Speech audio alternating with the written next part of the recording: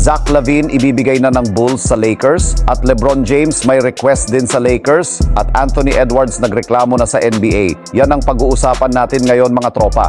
Pero bago yan mga tropa, baka pwede ka mag-subscribe sa aking channel para manalo kayo ng tropang basketball jersey. Maraming salamat mga tropa, let's go! Dito muna tayo mga tropa sa naibalitang hinihinging trade offer ng Chicago Bulls mula sa Los Angeles Lakers na kapalit ni Zach LaVine.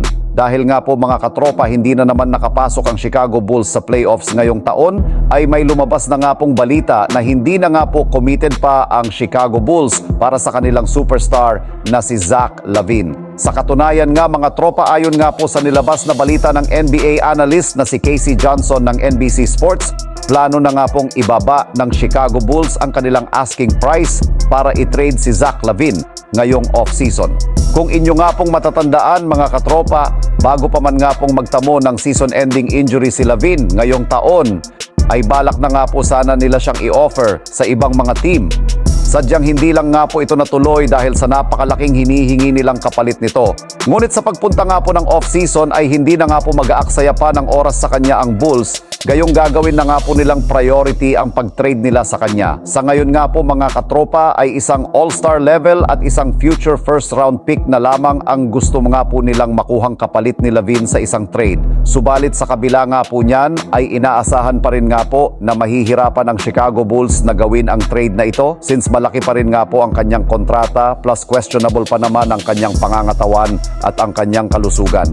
Pero sa kabila nga po niyan ay may mga teams pa rin naman nga po ang inaasahan na susubok sa pagkuha sa kanya kagaya na lamang ng Los Angeles Lakers na mas mapapadali na lamang nga po ang pagsungkit kay Zach LaVine.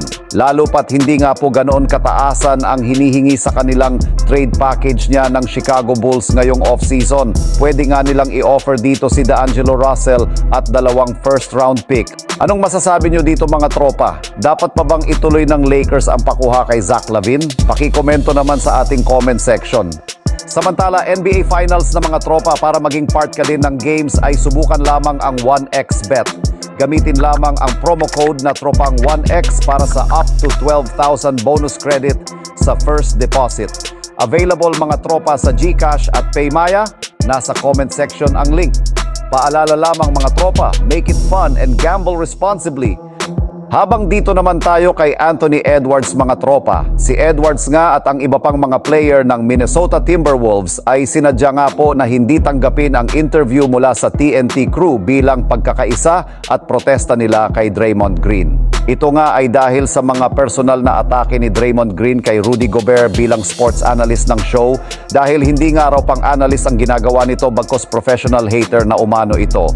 Ginagamit nga raw ni Draymond Green ang TNT upang mailabas ang kanyang personal na galit kay Rudy Gobert. Ito nga yung sinasabi ng iba na simula pa ng Game 1 ay wala nang ibang ginawa si Draymond Green kung hindi ang patamaan ng nakaaway sa loob ng court na si Rudy Gobert at Nurkic. At makikita mo pa nga itong tuwang-tuwa kapag pinag-uusapan ng mga kapalpakan ng kanyang mga kaaway sa loob ng court. At mukhang hanggang sa labas ng court ay kaaway niya pa rin ito. Kapag si Barkley o Shaquille O'Neal nga ang nagbibigay ng criticism ay hindi personalan ito dahil wala naman silang connection sa mga players na kinikriticize nila. Ngunit kay Draymond naman ay may history siya sa mga player na tinatarget niya. At napapansin na rin nga ito ng madami at gusto nang maalis si Draymond Green sa show at i-retain na lamang ang 4 na original cast nito. Nakakasira lang na nga daw ito ng chemistry dahil hindi pag-analyze at critiques ang ginagawa niya. Bagkus nilalabas niya ang kanyang personal na galit sa mga players na hindi niya gusto. Kung ganito lang nga daw talaga ang gustong gawin ni Draymond, pwede naman siya magsalita sa kanyang personal podcast at hindi daw sa TNT with Ernie, Kenny, Shaq, and Bartley dahil nakakasira nga daw ito ng comedy vibe ng 4. Kayo ba mga tropa, napapansin nyo rin ba ito kay Draymond Green? I-comment yan sa ibaba at aking babasahin yan.